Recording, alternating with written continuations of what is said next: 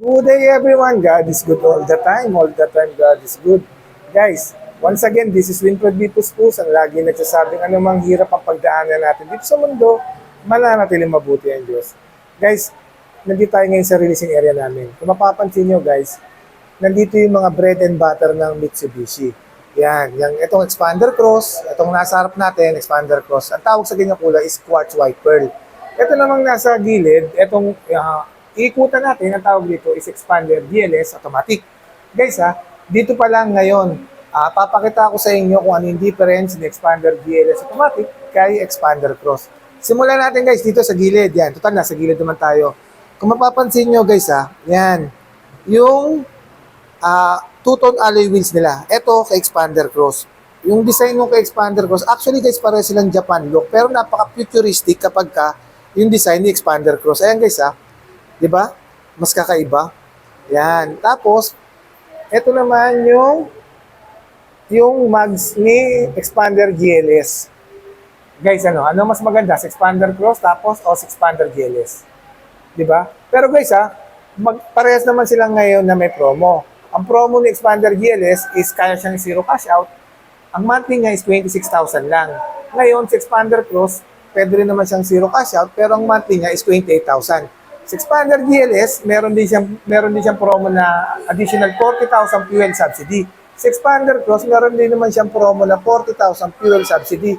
Pero sa expander GLS, meron siyang promo na free to use PMS. Sa expander cross, yun lang, wala siyang free to use PMS. Tapos guys, pagdating sa kanyang body cladding yan, sa expander cross guys, kung mapapansin nyo, meron siyang tinatawag yung dating fender flare ang tawag, pero ngayon, wheel arch na tawag dyan. Yan guys, pati sa gilid, meron na siyang body cladding na naka-side skirt. Yan guys Tapos dito, kay expander GLS guys, ayan, hindi siya yan, wala siyang wheel arch, o tinatawag natin dati na fender flare, tapos wala rin siyang body cladding. Yan guys Yan hindi pa rin sila guys pinapakita ko na ngayon dito sa gilid. Tapos siyempre, sa expander cross, ang kulay niya is two-tone. Yan. Sa ibabaw, meron niyang kulay black yan. Tapos siyempre, meron niyang roof rails. Ito guys roof rails.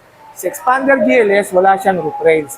Pero same naman sila, pagdating sa likuran, pareha silang merong built-in spoiler. Ito guys, built-in spoiler ang tawag dito. Yan, built-in spoiler yan with third brake light o tinatawag natin na high mount stop lamp. Tapos guys, pagdating dito sa likuran, guys, dito lang sila magkakatalo.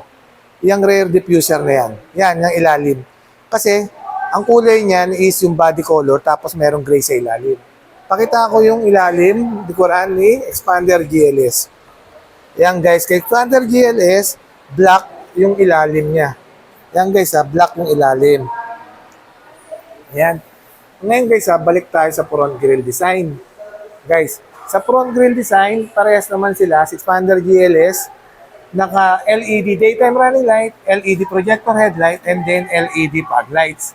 Guys, ito yung front grille design ni ni expander GLS. Papakita ko sa inyo yung front grille design ni expander cross. Yan. Yan, kung mapapansin nyo guys, yung honeycomb ni expander cross, di ba? Napakaganda, napaka-futuristic ng honeycomb. Yan lang guys, hindi pa rin sila. Pagdating sa ilalim guys, yung front bumper. Yan ganyan yung design niya sa front bumper. Yan, napaka-masculine. Yan. Yan, ito naman yung design ng kay expander GLS. Guys, kung sa forma lang guys, grabe.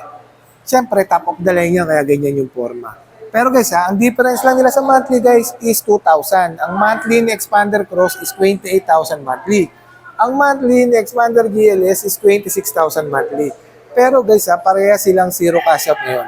Pareha silang kayang zero cash out, tapos inclusive na rin yung 1-year comprehensive insurance, 3 years LTO, and then shuttle mortgage. Tapos meron din silang previous guys na 40,000 fuel subsidy. Tapos guys, sa expander GLS, syempre, ang previous niya, ang promo niya ngayon is meron siyang 2 years PMS. Guys, yung PMS niyan guys, nationwide yan kahit tawid dagat, kahit sa Mitsubishi guys, meron tayong fuel subsidy na meron na akong certificate na ibibigay sa inyo para meron kayong pre-PMS.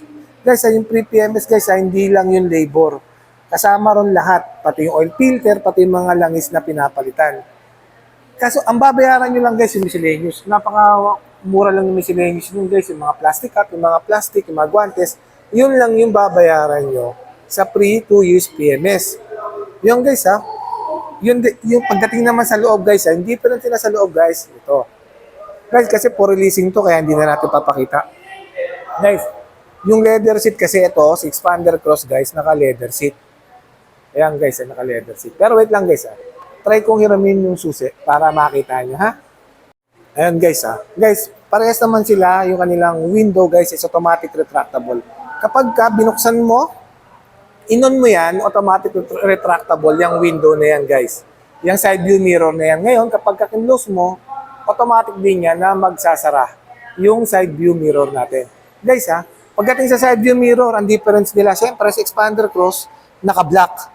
Tapos, Expander GLS guys, naka-body color lang. Same naman sila na merong side turning signal light o tinatawag natin na side repeater na LED.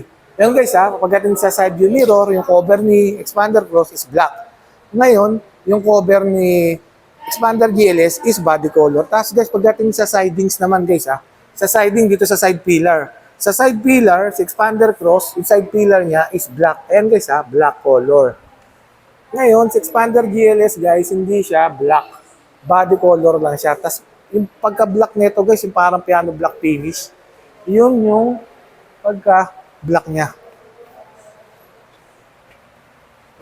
Ayun guys ha. Ayun guys, kapasok na tayo. Guys, ito yung loob niyan guys. Wow, grabe. Guys, pakita ko lang, mabilis lang to guys kasi puro listo. Hindi tayo pwedeng pumasok sa loob talaga. Guys, kung mapapansin nyo yan, no? Naka-leather seat with heat guard. Ganyan kaganda yung loob ni Expander Cross. Guys, pagdating sa infotainment system, parehas lang po si Expander Cross at si Expander GLS. Parehas silang 10 inches touchscreen monitor, Apple CarPlay, and then Android Auto. Parehas po silang wireless po. Wireless connectivity po. Parehas po silang wireless. Di po kailangan ng cable.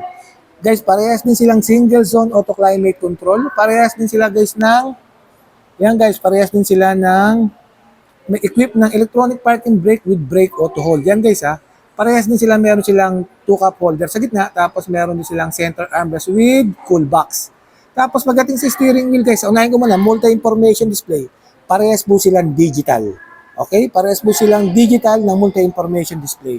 Expander Cross and Expander GLS, parehas silang digital multi-information display. Tapos pagdating sa steering wheel, parehas din po sila ng design.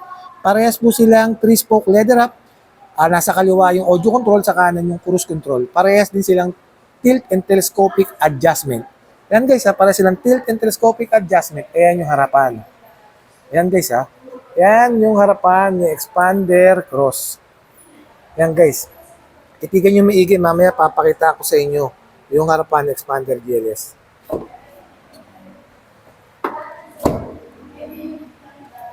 Ito naman sa kanyang second row guys, yan. Sa second row, syempre, parehas din sila. Parehas sila may aircon vent dyan. Nagkatalo lang yung design ng seat material na leather seat with heat guard. Ayan guys. Tapos may charging port din po. Yan, may charging port yan parehas. ISOFIX and seat belt parehas po sila. Guys, parehas na parehas sila. Nagkatalo lang yan sa design na seat belt. Tapos dito sa third row, yan, parehas sila. Meron silang seat belt. Every row yan, seat belt, cup holder. Tapos, yan guys, sa gilid, parehas may cup holder, may charging port. Parehas lang sila guys. Expander GLS, ganyan din po yung loob. Meron din silang doom light. Same na sila guys. Same sila. Yan guys ha. Ito, this is Expander Cross. Yan guys ha. Itong pinapakita ko sa inyo sa Expander Cross. Ngayon guys, hihiramin naman natin yung susi.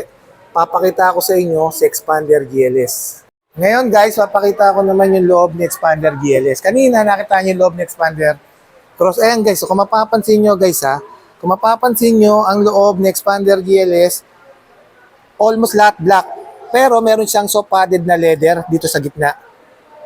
Pero ang kanyang seat material is high fabric lang. Ayan guys, high fabric. Kanina sa Expander Cross, medyo elegant look. Hindi pala medyo, elegant look kasi top of the line. Yung loob niya, meron po siyang leather seat na seat material tapos kulay brown yung kanyang seat material. Sa Expander GLS, medyo black lang yung loob niya. Ayan guys ha. Ayan yung loob ni Expander GLS kanina sa Expander Cross. Yan. Tignan nyo maigi guys kung ano yung design para makapili kayo kung anong gusto nyo. Expander GLS o Expander Cross. Tapos guys, dito sa second row, ayan guys, same lang din sila.